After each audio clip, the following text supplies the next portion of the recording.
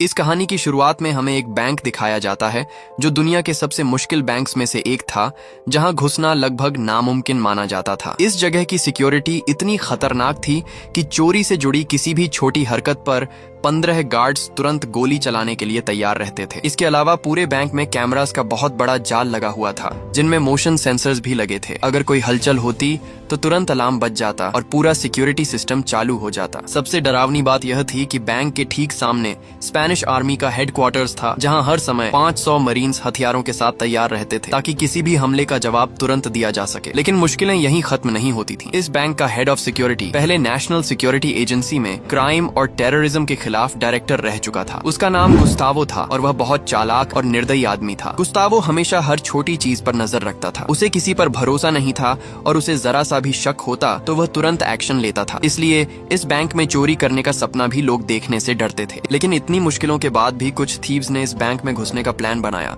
क्योंकि उनकी टीम में एक ऐसा लड़का था जिसका दिमाग किसी जीनियस से कम नहीं था। उस लड़के ने इस रहस्यमयी वॉल्ट का पूरा स्ट्रक्चर समझ लिया था और उसे खोलने का तरीका भी ढूंढ लिया था। यही वह काम था जिसे दुनिया के बड़े बड़े मास्टर थीव सालों से करने की कोशिश कर रहे थे, लेकिन सफल नहीं हो पाए थे। अब सवाल यह था कि आखिर यह लड़का इतनी कड़ी सिक्योरिटी वाले बैंक में घुसने वाला कैसे था, और क्या थीव्स की यह टीम अपने मिशन में सफल हो पाएगी या नहीं। कहानी में हमें वॉल्टर नाम का आदमी दिखाया जाता है जो इंग्लैंड में एक आर्टिफैक्ट सैल्वेज कंपनी चलाता था। वह समुद्र में डूबी पुरानी चीजों को ढूंढने का काम करता था। एक दिन वॉल्टर अपनी टीम के साथ समुद्र में एक पुराने जहाज की तलाश कर रहा था जो साल 1645 में डूब गया था। तभी उनकी टीम को उस जहाज का मलबा मिल गया। जेम्स नाम का डाइवर जहाज के अंदर गया और उसे वहाँ एक बॉक्स मिला। उस बॉक्स के अंदर 3 बहुत पुराने गोल्ड कॉइन्स रखे हुए थे। ये तीनों गोल्ड कॉइन्स बहुत खास थे क्योंकि इनके अंदर एक ऐसा राज छिपा था जिसे सुनकर कोई भी लालच में पड़ जाता। इन कॉइन्स की कीमत सिर्फ पैसों में नहीं थी, बल्कि इनके अंदर एक बहुत बड़ा सीक्रेट छिपा था। लेकिन इससे पहले कि वॉल्टर और उसकी टीम अपनी खोज का जश्न मनाते,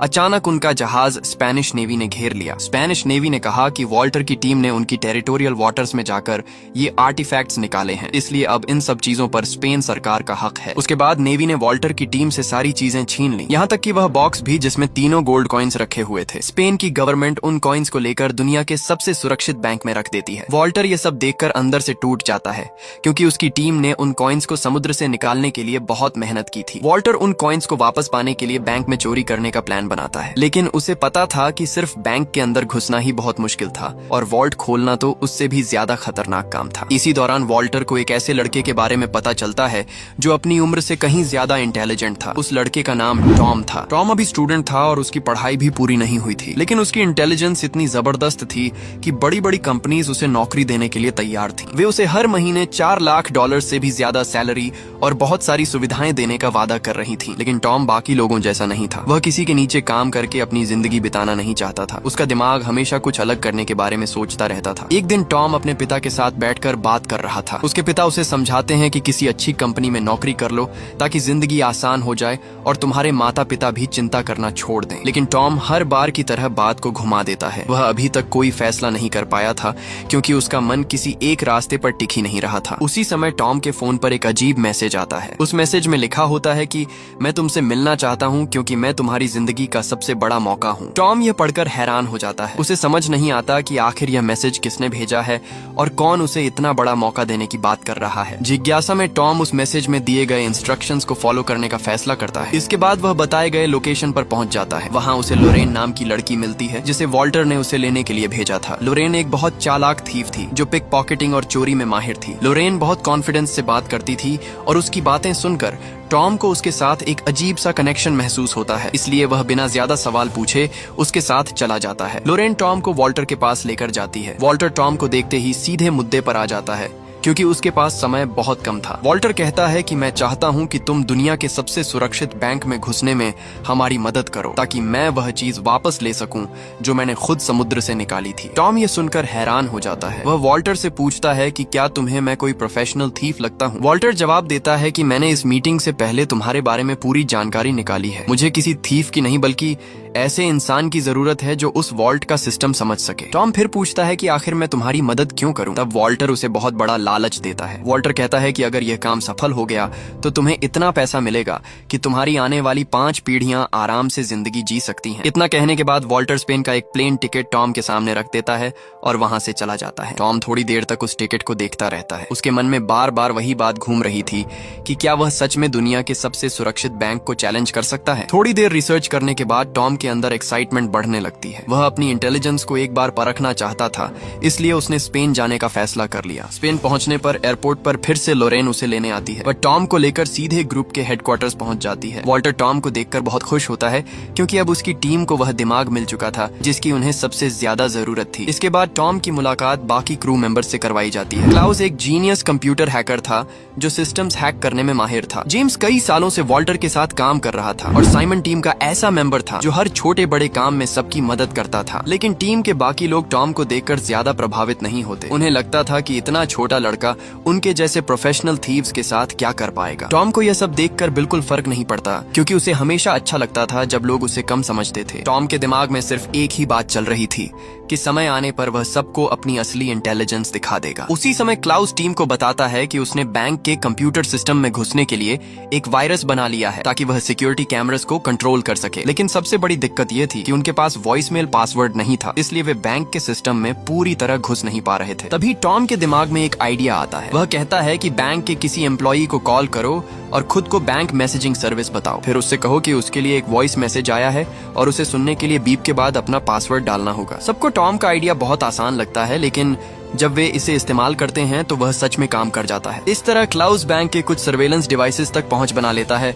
और पूरी टीम टॉम की इंटेलिजेंस देखकर हैरान रह जाती है। हालांकि टॉम का यह आइडिया बहुत बड़ा साइंटिफिक ट्रिक नहीं था, लेकिन जिन लोगों को इसकी जानकारी नहीं थी उनके लिए यह काम लगभग नामुमकिन माना जाता था। वॉल्टर अब टॉम पर भरोसा करने लगा था, इसलिए उसने उन 3 गोल्ड कॉइन्स का असली राज टॉम को बताने का फैसला किया। वॉल्टर बताता है कि 16वीं सदी में एक इंग्लिश सेलर स्पेन के रॉयल शिप पर बहुत बड़ा ट्रेजर लेकर जा रहा था, लेकिन बाद में वह ट्रेजर कहीं छिपा दिया गया और उसकी जगह का पता किसी को नहीं चला। करीब 30 साल पहले वॉल्टर ने एक पुरानी चिट्ठी खरीदी थी जिसमें उस ट्रेजर के बारे में कुछ क्लूज लिखे हुए थे। बाद में वॉल्टर को पता चला कि ट्रेजर की असली लोकेशन और उसके कोऑर्डिनेट्स उन 3 गोल्ड कॉइन्स पर खुदे हुए हैं। वॉल्टर ने कई साल समुद्र में उन कॉइन्स को ढूंढने में लगा दिए थे और अब जब आखिरकार उसे वे कॉइन्स मिले तो स्पेन सरकार उन्हें दुनिया के सबसे सुरक्षित बैंक में ले गई। वॉल्टर टॉम से वादा करता है कि अगर यह मिशन सफल हो गया तो ट्रेजर की कीमत बराबर बराबर सब में बांटी जाएगी, और अगर किसी वजह से वे असफल हो गए तो भी वह टॉम को उसकी मेहनत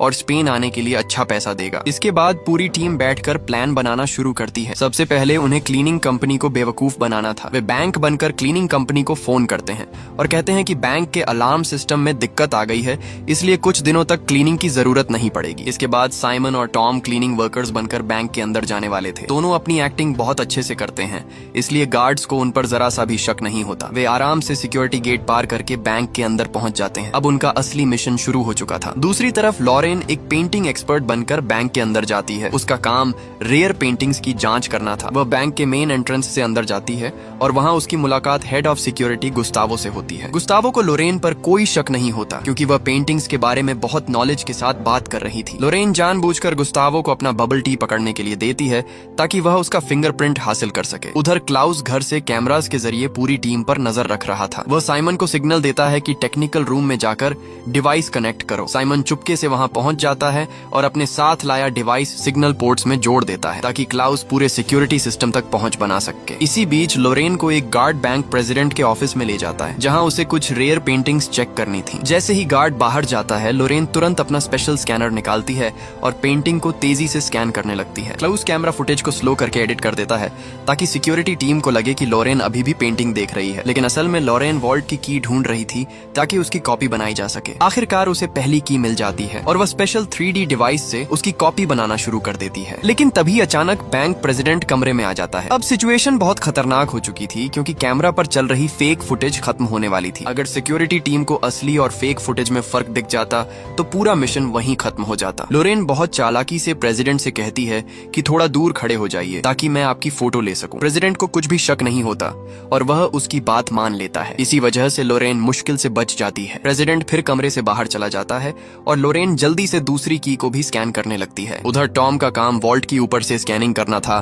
ताकि उसका पूरा स्ट्रक्चर समझा जा सके। टॉम चुपके से मीटिंग रूम में जाता है और टेबल के नीचे स्कैनर चालू कर देता है, लेकिन तभी अचानक कुछ लोग मीटिंग के लिए कमरे में आ जाते हैं। अब टॉम के पास छिपे रहने के अलावा कोई रास्ता नहीं था। एक आदमी के हाथ से कुछ पेपर्स नीचे गिर जाते हैं और वह उन्हें उठाने के लिए नीचे झुकने ही वाला होता है, लेकिन तभी अचानक अलार्म बज उठता है और वहां मौजूद सभी लोग बाहर भागने लगते हैं। टॉम बहुत मुश्किल से पकड़े जाने से बच जाता है। और दोस्तों, अगर अभी तक आपको टॉम का यह हाई IQ प्लान पसंद आ रहा है तो जल्दी से वीडियो को लाइक कर दो और चैनल को सब्सक्राइब भी कर लेना, क्योंकि आगे कहानी और भी ज्यादा मजेदार होने वाली है। अब पूरी सिक्योरिटी फोर्स अलर्ट हो चुकी थी और सामने मौजूद आर्मी भी कॉम्बैट पोजीशंस लेने लगी थी। अलार्म बजते ही पूरे बैंक में हड़कंप मच गया। सामने मौजूद आर्मी तुरंत हरकत में आ गई और सोल्जर्स ने बैंक को चारों तरफ से घेर लिया। हेड ऑफ सिक्योरिटी गुस्तावो ने तुरंत आदेश दिया कि जब तक जांच पूरी नहीं होती तब तक कोई भी इंसान बैंक से बाहर नहीं जाएगा। उधर लॉरेन दूसरी की कॉपी बनाकर उसे वापस रखने ही वाली थी कि तभी प्रेसिडेंट वहां पहुंच जाता है और उसे अपने साथ बाहर चलने के लिए कहता है। पूरी टीम बहुत घबरा जाती है क्योंकि अगर की वापस अपनी जगह नहीं रखी गई तो सब पकड़े जाते। तभी टॉम खुद आगे आने का फैसला करता है। लोरेन जल्दी से की नीचे गिरा देती है ताकि टॉम उसे पकड़ सके। खुशकिस्मती से टॉम सही समय पर की पकड़ लेता है और उसे जमीन पर गिरने नहीं देता। इसके बाद वह चुपके से की वापस सेफ में रख देता है, लेकिन जैसे ही टॉम अपना काम खत्म करता है तभी एक गार्ड कमरे में आ जाता है और टॉम को देखकर चौंक जाता है। गार्ड उससे पूछता है कि तुम यहाँ क्या कर रहे हो। टॉम तुरंत एक्टिंग करते हुए कहता है कि उसने हेडफोन्स लगाए हुए थे, इसलिए उसे अलार्म सुनाई नहीं दिया। गार्ड उसे तुरंत बाहर निकलने को कहता है और टॉम वहां से बचकर निकल जाता है। इसी बीच गुस्तावो को पता चलता है कि अलार्म सिग्नल वॉल्ट की तरफ से आया था। वह तुरंत गार्ड्स को वहां जांच करने भेजता है, लेकिन जब गार्ड्स नीचे पहुंचते हैं तो उन्हें वहां कुछ भी सस्पिशियस नहीं मिलता। आखिर में गुस्तावो मजबूरी में सभी लोगों को घर जाने की इजाजत दे देता है। बैंक से मिली इन्फॉर्मेशन के बाद टॉम अपनी इंटेलिजेंस का असली कमाल दिखाना शुरू करता है। वह वॉल्ट की स्कैनिंग को ध्यान से चेक करता है। तभी उसे एक ऐसी जगह दिखती है जिसे स्कैनर ठीक से एनालाइज नहीं कर पाया था। टॉम तुरंत समझ जाता है कि वहां पानी मौजूद है। जांच करने पर उसे पता चलता है कि वॉल्ट के ऊपर एक बहुत बड़ा वाटर टैंक बना हुआ है। 19वीं सदी के इंजीनियर्स ने वॉल्ट को बचाने के लिए बहुत खतरनाक ट्रैप तैयार किया था। अगर कोई अंदर घुसने की कोशिश करता तो पूरा वॉल्ट पानी से भर जाता। टॉम ये भी समझ जाता है कि उस समय मोशन डिटेक्शन टेक्नोलॉजी नहीं थी, इसलिए इंजीनियर्स ने एक जायंट बैलेंस स्केल का इस्तेमाल किया था। जैसे ही कोई इंसान उस स्केल पर कदम रखता, सिस्टम एक्टिवेट हो जाता और पानी तेजी से वॉल्ट के अंदर भरने लगता। अब सबसे बड़ी मुश्किल ये थी कि आखिर उस जायंट स्केल को रोका कैसे जाए, क्योंकि अगर वह एक्टिवेट हो गया तो अंदर जाने वाला इंसान जिंदा बाहर नहीं आ सकता था। उधर बैंक में हुए अलार्म इंसिडेंट की वजह से गुस्तावो को प्रेसिडेंट की डांट सुननी पड़ती है, क्योंकि टूरिस्ट्स डर गए थे। असल में उस समय वर्ल्ड कप चल रहा था और बैंक के बाहर वाले स्क्वायर में हजारों लोग स्पेन टीम को सपोर्ट करने के लिए जमा होते थे। प्रेसिडेंट का एडवाइजर कहता है कि शायद जायंट स्क्रीन्स और जनरेटर्स की मैग्नेटिक फील्ड्स की वजह से अलार्म बज गया होगा। दूसरी तरफ जेम्स और साइमन सीवर के रास्ते जायंट स्केल के नीचे तक पहुंच जाते हैं ताकि उसके स्ट्रक्चर को समझा जा सके। वहां पहुंचकर उन्हें पता चलता है कि टॉम सही था। वह स्केल पुराने समय की इंजीनियरिंग का एक जबरदस्त नमूना था, लेकिन सबसे बड़ी परेशानी अभी भी बाकी थी। वॉल्ट तक रास्ता बनाने के लिए ड्रिलिंग करनी पड़ती और उसमें कम से कम 15 दिन लगते। अगर वे जल्दी करने के लिए तेज ड्रिलिंग करते तो बहुत आवाज होती और गार्ड्स उन्हें पकड़ लेते। उनकी पूरी उम्मीद वर्ल्ड कप पर टिकी हुई थी, क्योंकि उसी दौरान बाहर बहुत ज्यादा भीड़ होती थी। लेकिन प्रॉब्लम यह थी कि फाइनल मैच सिर्फ 8 दिन बाद होने वाला था और उनके पास बहुत कम समय बचा था। इतनी मुश्किलों को देखकर वॉल्टर हार मानने के बारे में सोचने लगता है। बाकी टीम भी धीरे धीरे उम्मीद खोने लगती है, लेकिन कई बार मुश्किल समय इंसान के दिमाग को और तेज बना देता है। एक दिन वॉल्टर सामने वाली बिल्डिंग की छत पर चढ़ जाता है और वहाँ उसे एक जरूरी चीज दिखाई देती है। जब नीचे फुटबॉल फैंस जोर जोर से चिल्लाते थे तब मोशन डिटेक्शन कैमरास क्राउड की तरफ फोकस हो जाते थे। इसका मतलब था कि अगर सही समय चुना जाए तो वे ऊपर से बैंक में घुस सकते थे। लेकिन ये प्लान तभी पॉसिबल था जब स्पेन की टीम फाइनल तक पहुंचती। कुछ समय बाद उनकी किस्मत साथ देती है और स्पेन टीम सेमीफाइनल जीतकर फाइनल में पहुंच जाती है। अब उनके सामने सिर्फ एक ही चैलेंज बचा था, किसी तरह उस जायंट स्केल को रोकना ताकि वे वॉल्ट तक पहुंच सके। इसी दौरान गुस्तावो बैंक के कंट्रोल रूम में ड्यूटी कर रहा था। तभी उसने कुछ सैनिटेशन वर्कर्स को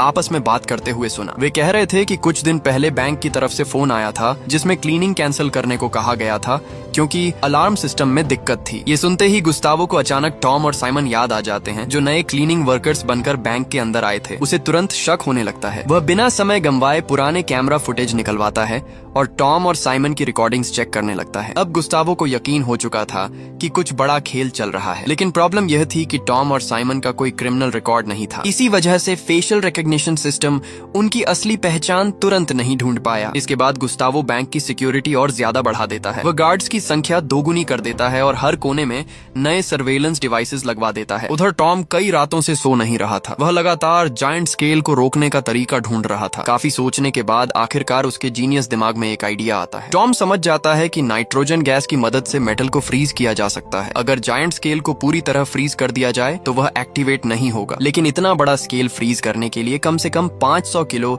नाइट्रोजन गैस की जरूरत थी। साइमन इस काम की जिम्मेदारी लेता है और पूरी टीम प्लान को फाइनल करने लगती है। सबसे पहले उन्हें गुस्तावो का फेक फिंगरप्रिंट बनाना था ताकि वॉल्ट का सिक्योरिटी सिस्टम खुल सके। इसके बाद उन्होंने वॉल्ट की दोनों कीज की कॉपी भी तैयार कर ली। उधर वॉल्टर सीक्रेटली 3 फेक कॉइन्स भी बनवा लेता है, लेकिन वह किसी को नहीं बताता कि इन फेक कॉइन्स का असली इस्तेमाल क्या होने वाला है। आखिरकार वह दिन आ जाता है जिसका सबको इंतजार था। स्पेन और डच टीम्स के बीच वर्ल्ड कप फाइनल शुरू होने वाला था। पूरा शहर फुटबॉल के जोश में डूबा हुआ था और बैंक के बाहर हजारों लोग जमा थे। अब सेंचुरी की सबसे बड़ी चोरी शुरू होने वाली थी। टीम का हर मेंबर अपने अपने पोजीशन पर तैयार था। टॉम, लोरेन और जेम्स सामने वाली बिल्डिंग की छत पर पहुंच जाते हैं। तीनों रोप्स की मदद से दूसरी बिल्डिंग की तरफ स्विंग करते हैं और फिर ग्लास कटर से रूफ का शीशा काट देते हैं। इसके बाद वे रोप्स के सहारे धीरे धीरे बैंक के अंदर उतर जाते हैं। उधर क्लाउस कैमरास के जरिए गार्ड्स की हर मूवमेंट देख रहा था और लगातार टीम को सिग्नल्स दे रहा था। उसकी मदद से तीनों गार्ड्स की नजरों से बचते हुए आगे बढ़ते जाते हैं। फिर वे वेंटिलेशन डक्ट्स के रास्ते वॉल्ट की तरफ जाने लगते हैं। उधर गुस्टावो आज बहुत ज्यादा अलर्ट था क्योंकि उसे अंदर से महसूस हो रहा था कि थीव्स आज ही अटैक करेंगे। इसलिए वह खुद कंट्रोल रूम में बैठकर हर चीज पर नजर रख रहा था। कुछ देर बाद टॉम, लोरेन और जेम्स वेंटिलेशन डक्ट के जरिए एक बहुत बड़े खाली हिस्से तक पहुंचते हैं। दोनों बिल्डिंग्स के बीच बहुत गहरी खाई जैसी जगह थी जिसे पार करना आसान नहीं था। तीनों जल्दी जल्दी एक लैडर जोड़ते हैं ताकि दूसरी तरफ पहुंच सकें। जेम्स सबसे आखिर में लैडर पर चढ़ता है, लेकिन जब वह बीच में पहुंचता है तभी लैडर फिसलने लगती है। जेम्स पूरी ताकत से जंप लगाने की कोशिश करता है, लेकिन उसका बैलेंस बिगड़ जाता है। खुशकिस्मती से टॉम सही समय पर उसका हाथ पकड़ लेता है और जेम्स मौत के मुंह में जाने से बच जाता है। उसी समय क्लाउस वॉल्ट के पहले सिक्योरिटी डोर का कोड हैक कर लेता है। अब तीनों पहला डोर खोलकर अंदर पहुंच जाते हैं, लेकिन उनके सामने अभी भी एक और बहुत मजबूत सिक्योरिटी डोर मौजूद था। अब गुस्तावो के फेक फिंगरप्रिंट और दोनों कीज का इस्तेमाल करने का समय आ चुका था। ये डोर तभी खुल सकता था जब 3 लोग एक साथ सिस्टम इस्तेमाल करें। फिंगरप्रिंट और दोनों कीज मैच हो जाते हैं और आखिरकार वॉल्ट का अंतिम दरवाजा खुल जाता है। अब उनके सामने वह जायंट स्केल मौजूद था जिसके ऊपर वॉल्ट का पूरा फ्लोर बना हुआ था। नीचे सीवर में मौजूद साइमन को सिग्नल मिल जाता है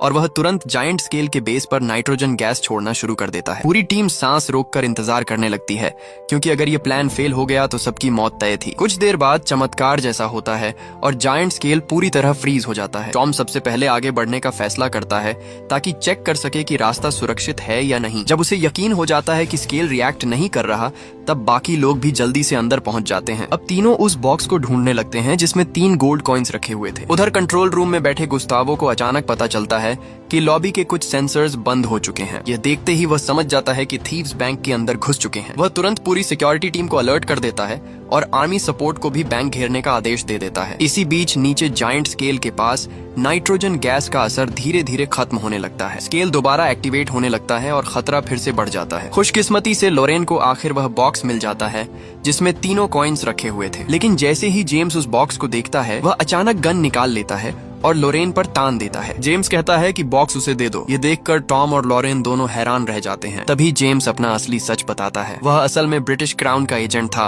और उसका मिशन उन कॉइन्स को इंग्लैंड वापस ले जाना था। उधर जायंट स्केल अब पूरी तरह नॉर्मल होने लगा था और वॉल्ट का ट्रैप फिर से एक्टिवेट हो चुका था। सिचुएशन बहुत खतरनाक हो गई थी, इसीलिए लोरेन मजबूरी में बॉक्स जेम्स की तरफ फेंक देती है। इसके बाद वह टॉम के साथ बाहर निकलने की कोशिश करती है, लेकिन तब तक बहुत देर हो चुकी होती है। वॉल्ट का भारी दरवाजा तेजी से बंद हो जाता है और और तीनों अंदर फंस जाते हैं। अचानक पाइप से बहुत तेज पानी निकलना शुरू हो जाता है और पूरा वॉल्ट पानी से भरने लगता है। उधर सोल्जर्स भी मधुमक्खियों की तरह बैंक के अंदर घुसने लगते हैं। वॉल्ट के अंदर पानी तेजी से ऊपर बढ़ रहा था। कुछ ही मिनटों में वहाँ सांस लेना मुश्किल होने वाला था, लेकिन जेम्स पहले से इस ट्रैप के बारे में जानता था, इसलिए वह अपने साथ डाइविंग टूल्स लेकर आया था। प्रोफेशनल डाइवर होने की वजह से जेम्स बिना घबराए पानी के नीचे चला जाता है और ड्रेनेज पाइप से निकलने की कोशिश करने लगता है। लेकिन टॉम और लोरेन बहुत बुरी तरह फंस चुके थे। पानी अब उनके गले तक पहुंच चुका था। अगर पानी नहीं रुका तो दोनों की मौत पक्की थी। तभी मौत के इतने करीब पहुंचकर टॉम का जीनियस दिमाग फिर काम करता है। टॉम अचानक समझ जाता है कि इस प्रॉब्लम का जवाब वेट में छिपा है। वो तुरंत साइमन को कहता है कि जायंट स्केल पर जितना हो सके उतना ज्यादा वजन डालो। साइमन बिना समय गंवाए खाली नाइट्रोजन गैस सिलेंडर स्केल पर रखना शुरू कर देता है। इतना ही नहीं,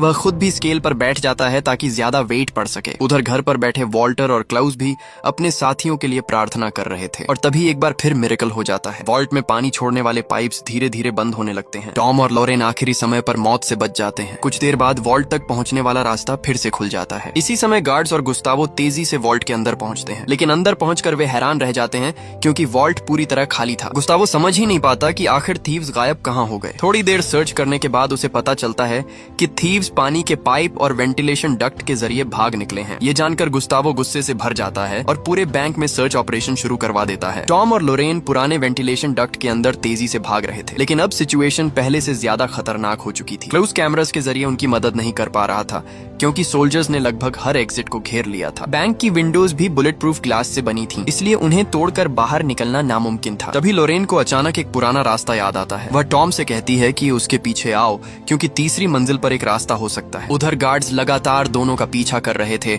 और गुस्तावो को पूरा भरोसा था कि अब थीव्स ज्यादा दूर नहीं जा पाएंगे। टॉम और लोरेन तेजी से भागते हुए बैंक प्रेसिडेंट के ऑफिस में घुस जाते हैं। गुस्तावो ये देखकर बहुत खुश होता है क्योंकि उसे लगता है कि दोनों खुद उसके जाल में फंस गए हैं। लेकिन जब गार्ड्स ऑफिस का दरवाजा तोड़कर अंदर घुसते हैं तब वहां कोई भी नहीं होता। ये देखकर सब हैरान रह जाते हैं। असल में जब लॉरेन पहले पेंटिंग्स चेक करने इस रूम में आई थी तब उसने नोटिस किया था कि प्रेसिडेंट स्मोकिंग करने के लिए अक्सर एक विंडो खुली छोड़ देता है। उसी विंडो के रास्ते टॉम और लोरेन बाहर निकल चुके थे। गुस्तावो नीचे सड़क की तरफ देखता है और उसे दोनों की परछाइयां भीड़ में गायब होती दिखाई देती हैं। गुस्से में गुस्तावो गन निकालकर दोनों पर गोली चलाना चाहता है, लेकिन तभी उसका एक आदमी उसे रोक देता है। वह कहता है कि नीचे हजारों लोग मौजूद हैं और अगर गोली चली तो बहुत बड़ा हादसा हो सकता है। इसके बाद गुस्तावो सोल्जर्स को आदेश देता है कि ब्लैक कपड़ों में भाग रहे दोनों थीव्स को तुरंत पकड़ो। लेकिन टॉम और लॉरेन पहले से इसके लिए तैयार थे। दोनों तुरंत अपने ऊपर के काले कपड़े उतार देते हैं और फुटबॉल सपोर्टर्स की तरह क्राउड में मिल जाते हैं। इतना ही नहीं, दोनों एक दूसरे को हग करने लगते हैं